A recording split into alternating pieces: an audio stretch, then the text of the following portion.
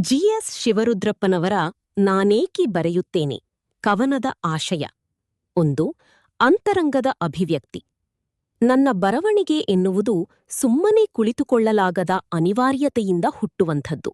ಮನದ ಮೌನವನ್ನು ಭೇದಿಸುವ ನೋವು, ಪುಟಿಯುವ ಭಾವನೆಗಳು ಮತ್ತು ಬದುಕಿನ ಘಟನೆಗಳಿಗೆ ನನ್ನ ಸ್ಪಂದನಗಳನ್ನು ದಾಖಲಿಸಲು ನಾನು ಬರೆಯುತ್ತೇನೆ. ನನ್ನ ಅಸ್ತಿತ್ವವು ನಿಂತ ನೀರಾಗಿ ಜಡವಾಗಬಾರದು.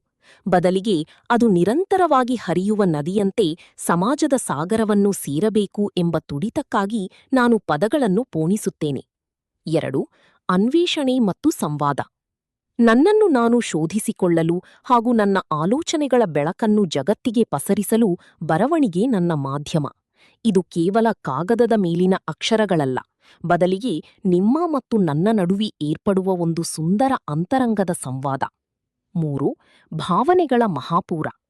ನನ್ನ ಸಾಹಿತ್ಯಕ್ಕೆ ವೈವಿಧ್ಯಮಯ ಮುಖಗಳಿವೆ. ಅಲ್ಲಿ ಸಂಭ್ರಮದ ನಲಿವಿದೆ, ಮೌನ ರೋದನದ ನೋವಿದೆ, ಸಮಾಜದ ಓರೆಕೋರೆಗಳ ಬಗ್ಗೆ ಕುದಿಯುವ ಸಿಟ್ಟಿದೆ. ಆರಿಸಲಾಗದ ಕಿಚ್ಚಿನಂತೆ ನನ್ನೊಳಗೆ ನಿರಂತರವಾಗಿ ಜ್ವಲಿಸುತ್ತಿರುವ ಈ ಭಾವಾವೇಶಗಳಿಗೆ ರೂಪ ಕೊಡಲು ನಾನು ಬರೆಯುತ್ತೇನೆ.